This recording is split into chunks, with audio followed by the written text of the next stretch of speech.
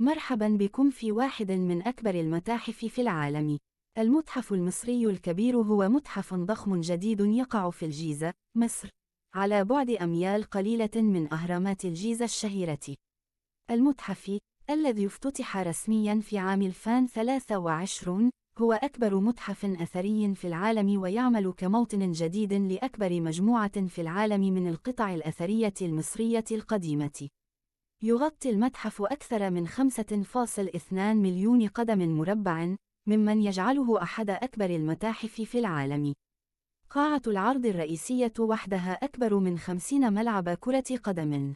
يضم المتحف أكثر من 100,000 قطعة أثرية مصرية قديمة، بما في ذلك مجموعة توت عنخ آمون الكاملة والعديد من الكنوز الأخرى التي لا تقدر بثمن. وهذا يمثل الغالبية العظمى من التراث الأثري في مصر.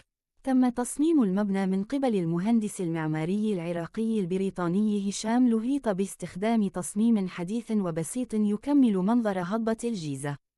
يتميز بالاستخدام المكثف للزجاج والإضاءة الطبيعية.